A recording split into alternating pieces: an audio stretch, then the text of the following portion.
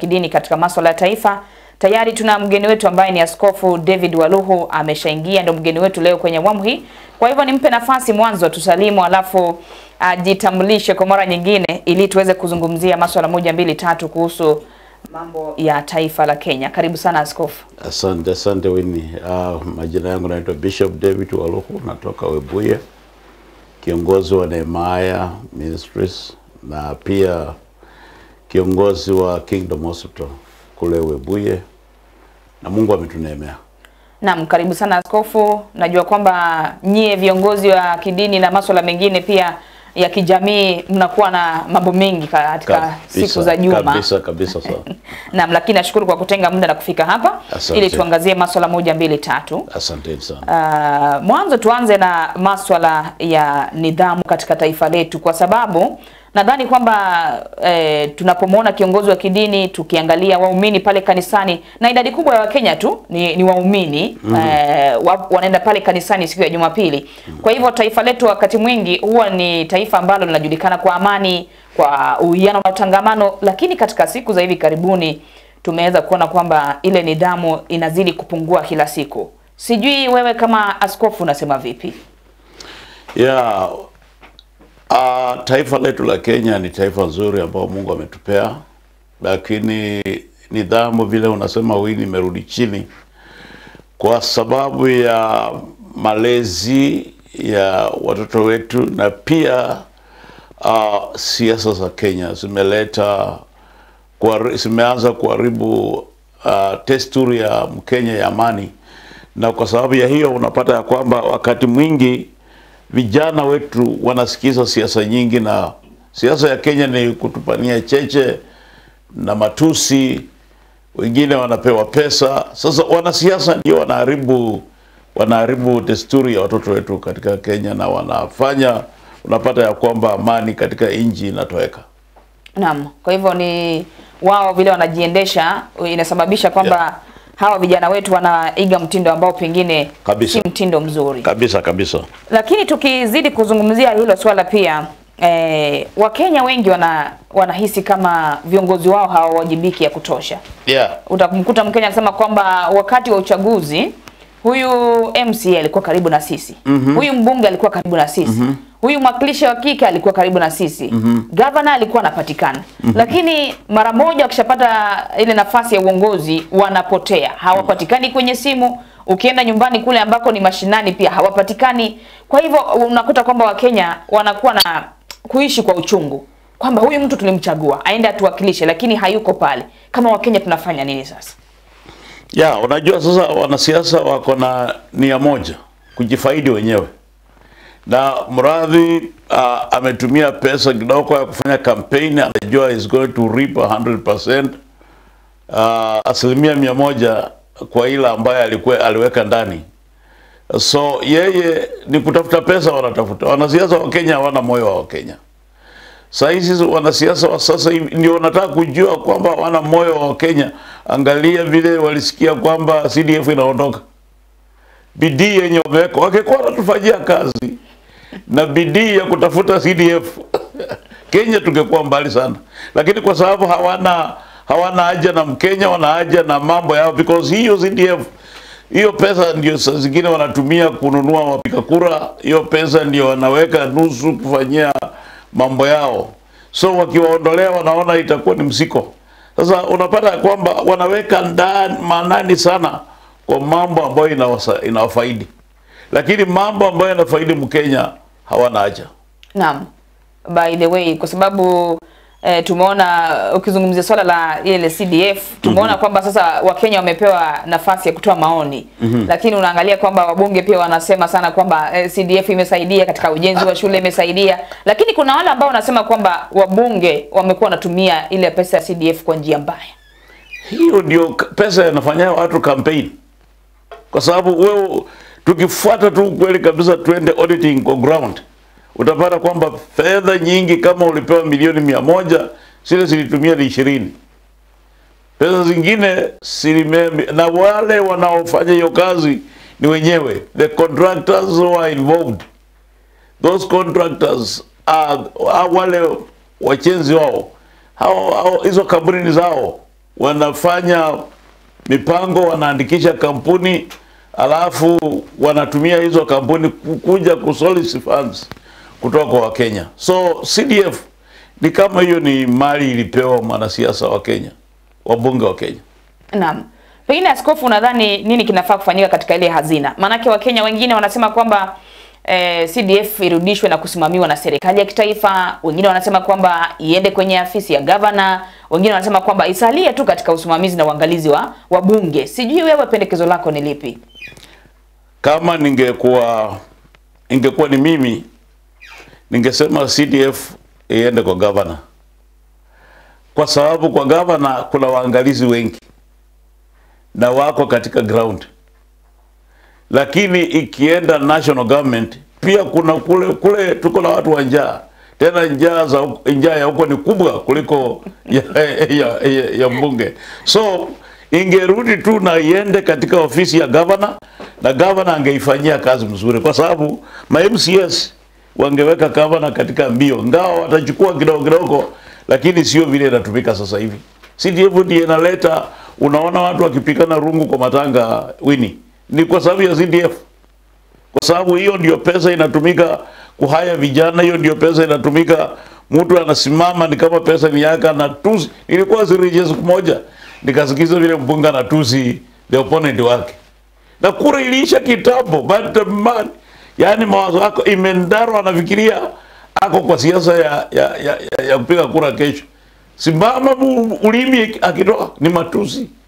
Na kwa sababu ametumia hiyo pesa kidogo pengine ya kufanya kupemba vijana huku na huku, so inafanya wanasiasa wanakuwa arrogant, wanafundisha watoto wetu tabia mbaya, wanafundisha vijana wetu matusi, wanaleta mauti kutumia fedha ya CDF, kwa sababu hiyo ndio pesa inatumika. Ukienda mshahara ya mbunge haiwezi kufanya vitu zenye wanafanya. Kila siku ako njana vijana 50 kwenda juu, na anawalipa.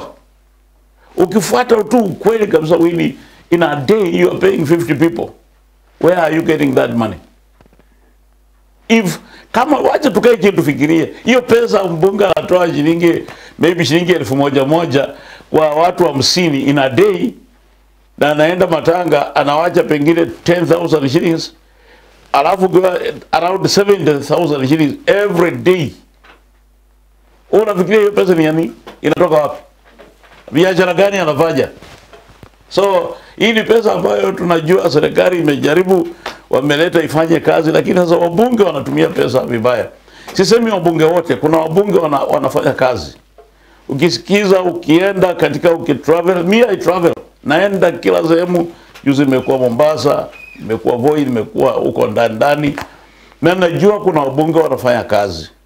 Lakini kuna wabunge ambao hawafanyi kazi na hiyo pesa. Hiyo pesa inatengenezewa vitu vizuri, alafu itatolewa kwa pengine 50% inaenda kwa private kazi ya mbunge. Na hiyo ni kujitengenezea kura. Kwa sababu pesa inakuja, mtu aweke kando, atanunua kura. Unakuta kwamba baadhi ya Wakenya ukiwauliza watakwambia kwamba hizi pesa ndio zipo, tunasikia tu kwamba zipo, lakini wanaofaidi ni wale ambao wako karibu na hao watu. Mwanzo wamesema kwamba labda hawa vijana ambao wanapewa kitu kidogo kutembea, wanajiita wao ni bodyguards. Yes. Unakuta kwamba wako pale wanafanana na viongozi, na wakati mwingine hata unakuta kwamba mtu ambaye ana uwezo kabisa wa kuweza kuona kwamba ana pesa ndiye anafaidi tena na huu mgao ambao pengine umetengea watu ambao wanafaa kupata maendeleo na hata services muhimu katika society. Hiyo ni kweli. Kwa sababu hiyo pesa, nafikiria uangalizi wa hiyo pesa iko chini. Na kama pesa itapaki ya CDF itapaki katika kwa ofisi ya mbunge, then serikali ya Kenya lazima itafute njia mbadala ya kuangalia hiyo pesa na kuilinda. Kwa sababu wasipofanya hivyo, wasipoweka mikakati ya kulinda hiyo pesa, sidhani kama hii nchi itaenda vizuri. Kwa sababu mahali tunaelekea, mahali tunatoka, mahali tunaenda, unapata ya kwamba hiyo pesa inatumika saa zingine vibaya. Na tunahitaji njia mbadala ambayo ni njia mipangilio mizuri iwekwe kwa kulinda hiyo pesa ili ifaidi wananchi wa Kenya. Naam. Pia umezungumzia swala la viongozi wetu kuenda mahali kwenye matanga. Unakuta kwamba sasa hivi wakienda kwenye matanga, angalau siku hizi kanisani ni kama imepungua kidogo tangu mweke. Hatuwezi kuwaruhusu. Tangu mambo yawe tight kwamba sasa wakienda pale wakuje kwa nia ya ibada wala si siasa. Nadhani tumeona kwamba mambo yamepungua ya siasa kanisani. Lakini wanapoenda katika hafla tofauti unakuta kwamba sasa hivi wanazungumza kuhusu mambo ya 2027. Tunaona baadhi ya viongozi wetu ambao wamekuja pamoja sasa hizi wanajiita kwamba wao sasa ndio wanaweka mikakati ya kuweza kutoa uongozi 2027. Tunazungumza kuhusu kinara wa DAP Eugene Wamalwa, tunazungumza kuhusu kinara wa Wiper Kalonzo Musyoka, tunazungumza kuhusu Martha Karua, tunazungumza kuhusu tumemwona juzi Fred Matiang'i, tumeona Rigathi Gachagua wako pale. Wamekuja pamoja na wakati mwingi labda himizo kutoka hata kwa viongozi wa kidini na baadhi ya viongozi ni kwamba wakati tumewachagua viongozi wafanye kazi, wala si kuchaguliwa leo kesho umeanza siasa ya 2027. Sasa wewe ukiangalia lile kundi ambalo limekusanyika, lile kundi hesabu wamekaa kwa siasa ya Kenya miaka ngapi? Wamekuwepo kwa muda mrefu. Muda mrefu. Na kitu gani walichokileta ambacho kilibadilisha nchi? Binafsi kwangu sijui, sijaona. Hakuna. Hao tu ni kutaka kutafuta njia pia kupata kazi. Kenya politicians wanatafuta kazi, lakini sio ati wanataka kusaidia mala. Ukitaka kujua wacha jambo la Mkenya liwekwe hapa, jambo la mwanasiasa liwekwe hapa na uone ni gani litapikiwa debe. Kwa sababu wacha tuseme mshahara ya Winnie iwekwe hapa na mshahara ya mbunge wa Kanu iwekwe hapa. Alafu tuseme Winnie atakata kuongeza mshahara. Wewe hautaangaliwa. Yule ataangaliwa ni yule mbunge. Tena hiyo asubuhi wote watavaa suti kwenda kwa bunge kujadili mambo ya hali yao. Lakini ya Mkenya ajipange. So hawa watu mimi nimeona wamekusanyika pamoja. Pengine wanania, lakini mimi sioni kama wanania to change the country. Nia yao ni kutafuta kazi, wapikiwe kura pengine na wapate nafasi za kazi. Lakini kuja kusema ati wale jamaa wataleta kitu tofauti Kenya. Kitu gani ambayo Karua angefanya Kenya hii? All the time she was in the parliament. Alingangana na Moi, akawa na Kibaki, kwa Uhuru alikuweka akajaribu. Matiang'i was there. Matiang'i alikuwa kwa serikali yenye imepita ya Uhuru. Na alikuwa huyu Matiang'i si mtu wa sahi, alikuwa kwa Nyachai. Alikuwa ni mtu the right hand person wa Nyachai. Tumeona wakati amepewa waziri, yes, alijaribu kurekebisha sehemu ya elimu, kupata kwamba unapata elimu, wizi wa mitihani ilikuwa. Alijaribu kung'ang'ana hiyo.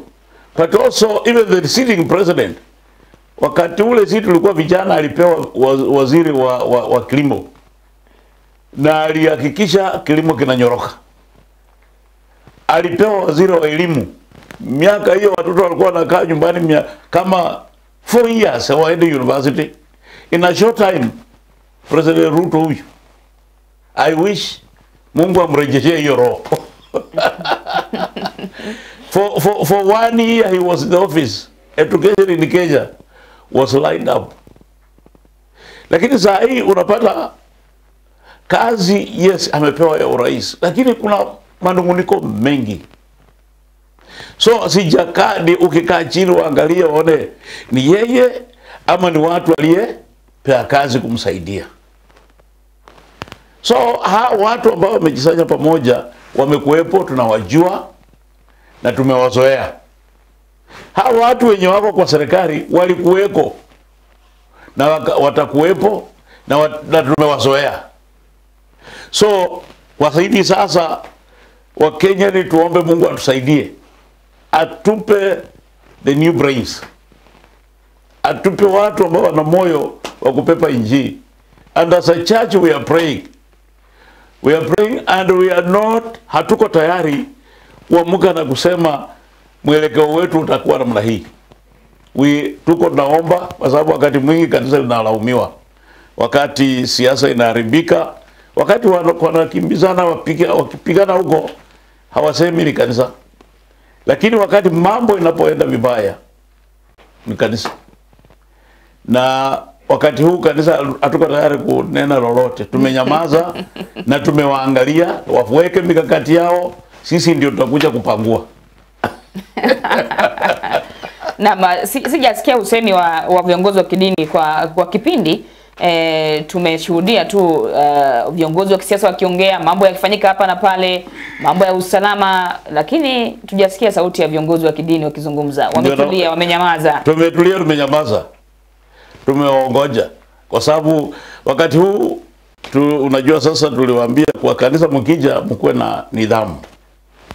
Kwa sababu hapa ni mahali pa Mungu. Na mimi siwezi pia ku-advocate kwa mchungaji anayechukua madhabahu ambayo anahubiria anapewa mwanasiasa. Siamini hiyo. Akija waja asalamia watu akiwa wamesimama huko, ibada ikiisha akitaka kushikana na wale watu wanamfuata wafanye siasa huko nje. Lakini kanisani wachungaji lazima tuchunge madhabahu. So kama kanisa tayari tushaongea na sauti yetu wewe inakuwa moja. Tunapoongea leo, tuongee kesho, miezi ijayo tutaenda silent. Tuna study mambo vile inavyoendelea Kenya. Tunaangalia viongozi ambao wanataka kung'ania nyasifa fulani. Sisi kazi yetu ni kuomba na tutaambia washirika wetu mioyo yetu imetuelekeza mahali fulani. Na hivyo ndio tutafanya. Na tukiwaambia sio lazima tutakaza kwa microphone. Tutakutana kwa ibada zetu za nyumbani. Na tunafanya namna hiyo. So kama tumekuwa na viongozi ambao wamefikiria kisasi hiki sio ambao waweza kuchukulia tu wananchi ya kwamba ni watu rahisi utawapubaza leo alafu kesho uendelee na kila ambacho umekuwa ukifanya. Information is everywhere. Media, social media, it has really imefungua watu macho na watu wanafikiria wakati huu tofauti sana. Watu ambao wamekuwa wakikimbiza watu kupiga fimbo ndio wapikie kura, nafikiria sio sahihi. So media, it has educated people and I congratulate media. They are doing good work and let them continue. Naam. Wakenya wameanza kufunguka mawazo. Na kuna swala lingine ambalo sasa Wakenya wanakuwa na hofu nalo. Nadhani kwamba umesikia kuhusu maafa ambayo yanatokea. Kumetokea maafa ya viongozi, kunatokea maafa ya Wakenya katika sehemu tofauti, na Wakenya wanahisi kama serikali haijaweka nguvu kazi na juhudi zote kuona kwamba usalama unahakikishwa. Sababu Mkenya leo, Mkenya wa kawaida kule mashinani akisikia kwamba kiongozi ambaye ana security ya kutosha, kiongozi ambaye analindwa, labda usalama wake unakuwa na tashwishi. Je, yule Mkenya ambaye yuko kule nyumbani, usalama wake uko namna gani? Our politicians ndio wameleta hii kufika mahali hapo. Nchi hii kukosa usalama ni viongozi ambao tulichukua. Kwa sababu nilikwambia hao ndio wanasaidia vijana walevi kuwanunulia vileo. Si ni kweli? Wananunulia hao madawa za kulevya, wanaopatia pesa, na kwa sababu ametembea na the whole day, pengine kijana huyu hana kitu ya kufanya, umaskini imemsonga, njaa iko kwake, siasa mbaya na vitu kama hiyo, unapata anajihusisha kwa kufanya uamuzi ya ku-eliminate maisha ya mtu ili apate wale walivyo navyo, wanalipa wale vijana maskini. Hakuna kazi. Sasa kijana akiambiwa ukiua mtu fulani utakula, yeye anachukua bunduki anaenda na ua. Juzi wameua Were, anaitwa Were ama nani? Na wakati wanaua Were, ungeangalia media unapata some of the people who are celebrating. Kwa nini? Kwa sababu imefika kiwango ambapo wanasiasa wa Kenya wamesukuma wa Kenya mpaka sasa wanachukiwa. Mtoto mdogo anachukia mwanasiasa kwa sababu ya information. That's why nakwambia information imebadilisha wana Kenya kabisa completely. Sasa watu waangalie mambo kwa njia ya kale. Unapata watu wanaongea vitu, miaka hiyo mtu angekufa, kila mtu anahuzunika. Sichaona wakati ambapo mtu akifa na watu wanasherekea. Hii kinafanyika Kenya. Na ukifuatilia unapata ya kwamba wanasiasa wenyewe, nilisikiza Sifuna akasema sisi tumefika mahali ambapo tumefanya hii, watu wametuchukia. Na si ati aliongea uongo, matendo wanayotenda, wizi wanaoufanya, kujitetea wanaojitetea kuliko kutetea wa Kenya, imefika kiwango ambao wa Kenya wamechukia wanasiasa wa Kenya. Na mtu anaweza kwa sababu ana uchungu, wameleta hali hiyo, imekuwa uchungu kwa mioyo ya vijana wetu. Kwa sababu ya umaskini, wamefanya inji imekuwa maskini, pesa inaonekana inaibiwa, na mtu anakuambia wabunge ndio wanaiba. Na ukweli sio wabunge wote ni wezi. Kuna wabunge ambao wanahusika kwa vitendo vibaya. Lakini kuna wabunge waliingia katika nyasfa hizo kusaidia watu wao na wanafanya kazi yao. Lakini kuna wengine hiyo pesa wanatumia kutenda maovu.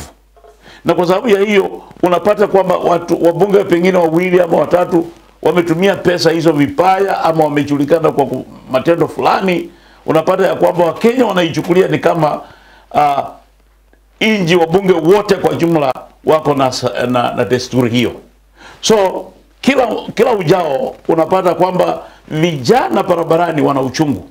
Wana machungu kwa sababu wanaona pengine ni mbunge wake alifanya hajapata kazi. Pengine kazi ilikuwa mahali na akaenda kwa mbunge hakumtetea. Pengine unapata ya kwamba bunge now the most delicious meat to be swallowed. Na ndio unaona kwa sababu wamejua hivyo, wanajaribu kutumia njia zote ili hata CDF ipaki, hata akienda nyumbani aende na kitu. Because I can assure you with the next election, you could have been in the politics for many years, but character will give you a job or will cause you to go home. Tabia. Itakuwa hiyo tabia yako ndio itakuwa kichinjio chako. Kama ulikuwa na neema utaonyeshwa neema. Kama ulikuwa kazi yako, tabia yako ni mbaya na ulimi wako ni upanga, ulimi huo ndio unaenda kukukata. Na nimekuwa mahali nikasikia kuna sehemu nyingine hapa Bungoma, mbunge ameokopesha watu mpaka mjirani sikia jina yake wewe ni anataka kujua ukiongea kwa huyo mbunge anakuambia usiongee kwa sababu sitaki kukufa mapema. And another day recently nikawa nimekaa na opponents wake wakasema tunajipanga wakati huu. Sisi tunakuja pamoja wote na tunainua jeshi kuliko lake. Now you tell me next year at such a time hiyo constitution zitafanaje? Sababu kutakuwa na makundi. Yes, makundi. Yaani kila mwanasiasa ambaye anaenda kuvaa hiyo kiti, I can tell you Winnie, wako anaunda kundi. Kama ni watano kila mmoja. Kwa sababu kiongozi ambaye amekuwa hapo amekuwa akiunda hakuna kundi. Hakuna kundi. So kila mmoja ambaye anasimama hapo sai hapo anaunda kundi. Na anasema naweka pesa kwa sababu anatumia pesa. Naweka pesa nataka tukutane na yeye. Each one of them, about 4 of them I've had them. They say huko tunaenda na tunaenda kama mkuu wa waradi. Wamejipanga. Wamejipanga. Sasa those are our leaders. And because the leader mwenye amekuweko hiyo ni tabia amekuwa akitumia kuchukua kiti, I can tell you it's going to come back at 100 fold to him. So inakuwa kama ni mazoea. Yes. Unakuta kwamba sasa huyu amekwepa, amekuwa na makundi, amekuwa na makundi. Yes. Amekuwa anatumia nguvu. Kwa hivyo yule ambaye anakuja pia lazima ajipange. Yes. Kwa hivyo uongozi wa maeneo yetu umekuwa si uongozi tena ambao ni uongozi wa hiari, ila ni uongozi ambao nguvu zinataka kutumika, maisha ya watu wengine yanataka kuwa sacrificed for the sake of mtu kupata uongozi. Yeah. So ukiona vikundi vinne vinakuja kikundi kimoja, na huyu hiki kikundi na strong, it's a strong, ni kikundi cha nguvu, ni nani ataumia? Ni wale wananchi ambao wako pale katika ile maeneo wataumia. Who will lose life? Ni wale wananchi ambao watapoteza maisha. So ndio nakwambia viongozi wetu ndio wameleta nchi hii kufika mahali imefika. Na ninashangaa because mtu anafanya mambo pasipo aibu. Pasipo aibu. Anaongea ni kama kura inapikwa kesho. Anatusi mwenzake mpaka unashangaa. Yaani unawahurumia watu wenye walichagua kiongozi kama huyu. Mtu hawezi kuongea kwa parliament, lakini akifika nyumbani matusi. Kwa parliament walikataza. Juzi waliambiwa kwamba wasikuwa wanaongea kwa matanga. Hapo kwa matanga watu wamepoteza mpendo wao. Yes. Ukienda pale enda kuwafariji. Lakini viongozi wetu wamekuwa na mazoea na tabia kwamba akipewa nafasi kwenye matanga ndio unavyosema, ndio kutusi mwenzake, ndio kumfunua mwenzake, ndio kuongea kuhusu matamshi ambayo hayafai. Na sijui NCIC iko wapi, kwa sababu sijui kama haoni haya maneno ambayo yanazungumziwa ama pia imenyamaza tu, kwa sababu kuna matamshi ya chuki yanaendelea tu. I tell you, yaani unajua hawa watu they care about themselves. Wanajali. But nataka kushukuru Mungu kwa sababu kwa matanga yenye mimi naweza kalia. Mbunge atakuja ngoje nifanye ibada ya matanga nimalize. Akitaka kuongea ongee, but si wakati mimi niko na ibada alafu akuja aseme nataka tano na kimbia kwingine. Wacha aende huko. Akichelewa huko asante. Atarudi kama tunafanya nini? Tumemaliza. Akuje kama alikuja matanga, akuje na kai. Na asikize pia watu wakiongea.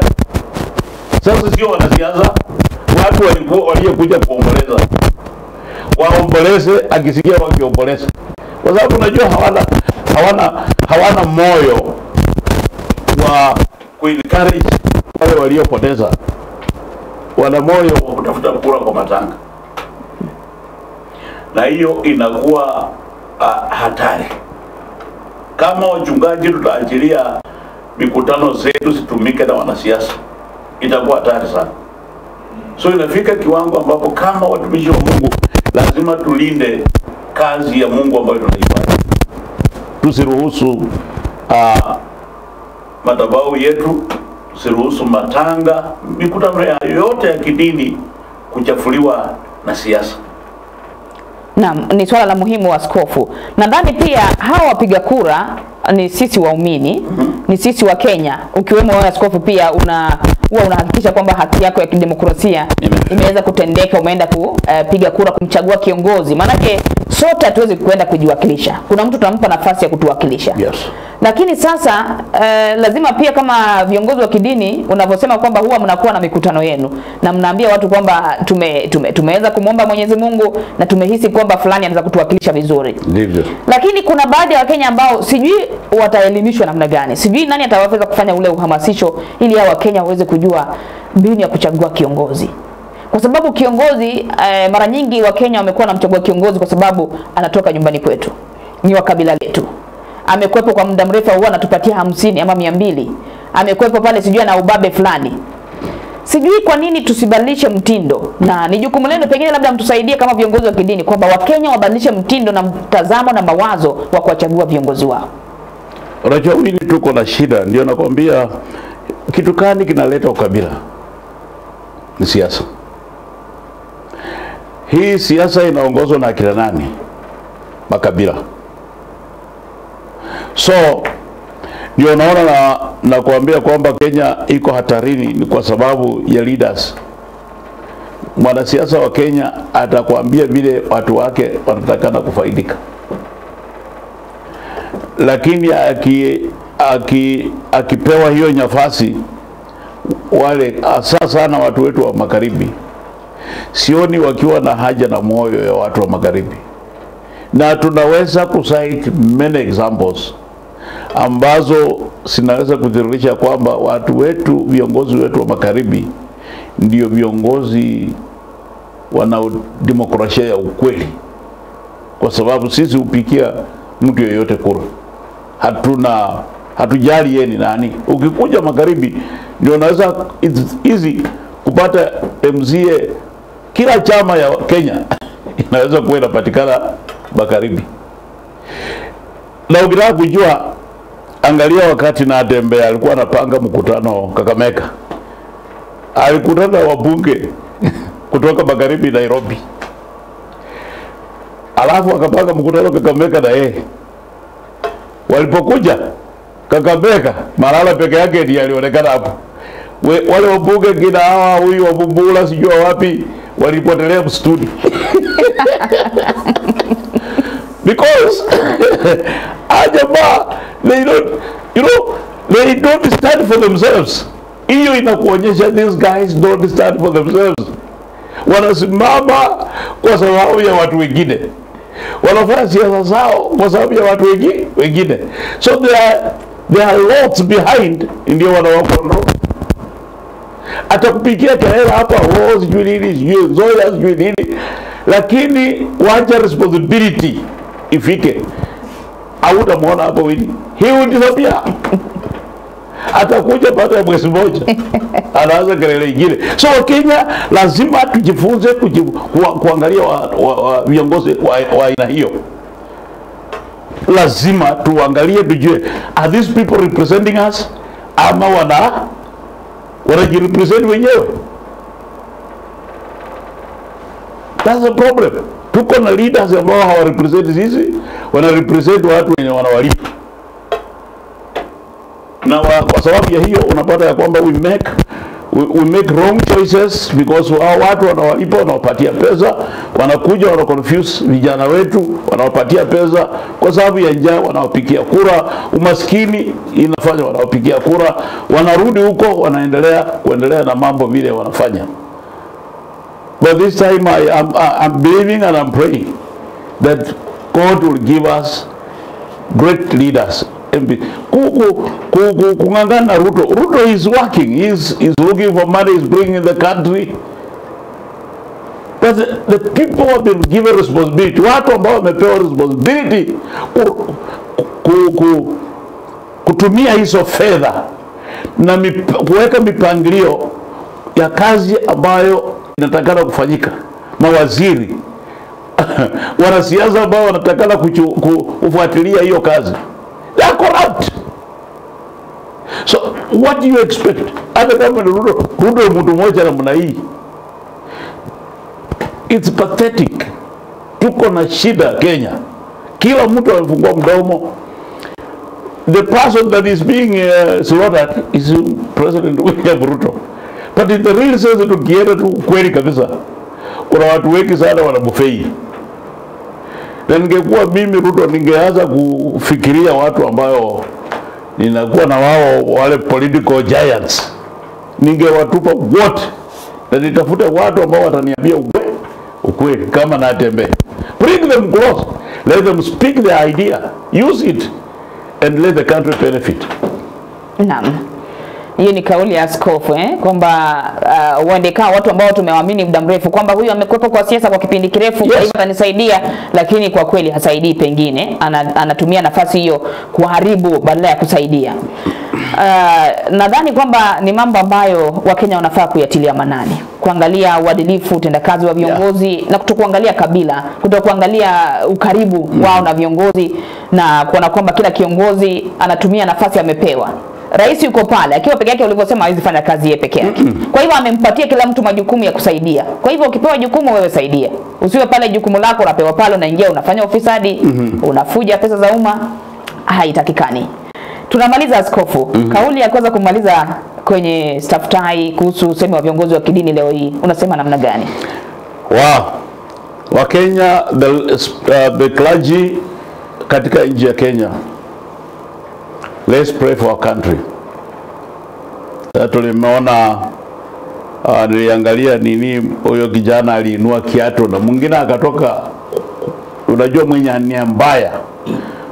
Ukiangalia, niliangalia hiyo picha hiyo kwa media, huyo alikuwa ameinua kiatu kama kamera. Lakini mwenye alipiga kiatu ikaenda kwa president alikuwa nyuma yake. Hata very sure huyo mwenye alipiga hata pengine umjui. But it may cause problem kwa yule alikuwa ameshika kiatu. Nia yake ukiangalia hakukuwa kutupia president, kwa sababu alikuwa amehold na mikono miwili. But yule alitokea nyuma na akapiga kiatu ikaendea president. Aliletea shida huyo jamaa. Now, let's discharge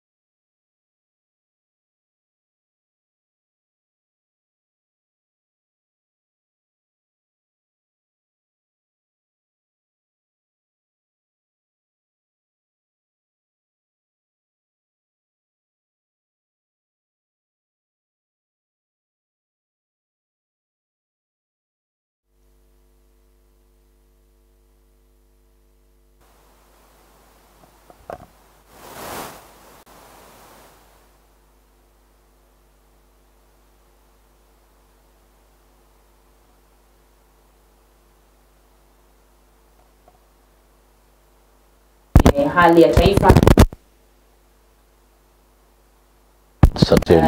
Viongozi wa kidini wana jukumu kubwa. Viongozi wa kidini wanategemewa kwa kubwa kuona kwamba tunakuwa na udhabiti na umoja katika taifa. Na ulivyosema kwamba ni kuona kwamba Wakenya wanakuwa watulivu, wanaunga mkono serikali, wanaipatia nafasi serikali ili iweze kutimiza miradi ya maendeleo. Lakini jukumu la viongozi waliochaguliwa ni kushirikiana na kuweza kuwa na angalau uaminifu kwa mara moja tu, kwa sababu ya nafasi ambayo umepewa, na kuwajibika kikamilifu, na itakuwa sawa. Manake taifa la Kenya ni moja tu na sisi ni wa Kenya. Kwa hivyo lazima tuweze kujenga taifa, tuimarishe uchumi, na itakuwa ni jambo la kuweza kufurahisha na kusababisha hatua iweze kupigwa kimaendeleo katika taifa la Kenya. Nasema asante sana askofu. Asanteni sana. Jambo ni kwamba wale watu wana shida ya macho ninawaalika Kingdom Hospital. Daily clinics nafanywa, so mnaweza kuja muangaliwe macho zenyu, na kama ni miwani tutawatengenezea, kwa sababu natengenezea tu hapo. Na ni hospitali ambayo inajitimu kuhakikisha ya kwamba watu wa Mungu wanapata services mzuri. Na pia nawaalika kanisani Muhonje na Malaa Bible School, kanisa zetu zinaendelea. Ninawaomba wale hawana kanisa, njoo tushiriki pamoja na ufanye Nehemiah Worship Church as your home church. Na asante. Nashukuru, naamini kwamba tutakuwepo tena hapa kwa ajili ya kuangazia masuala mengi kuhusu hali ya taifa na usemi wa viongozi wa kidini. Asanteni sana. Asante mtazamaji wetu kwa kuzidi kufuatilia na kutazama vipindi vyetu kwenye West TV. Nashukuru sana kwa wale ambao hasa sana wanafuatilia staftahi na hasa usemi wa viongozi wa kidini katika masuala ya taifa, manake dini na uongozi lazima viwe pamoja ili taifa liwe na umoja na ushirikiano. Mimi naitwa Winnie Wanyonyi, tumekuwa na mgeni wetu Askofu David Waluhu, mwelekezi wetu upande wa pili ni Kelvin Kibet. Tunaondoka, lakini wewe usiondoke pale ulipo, manake wanaingia timu ya The Morning Scoop. Hadi wakati mwingine tunasema asante, tunakutakia siku njema.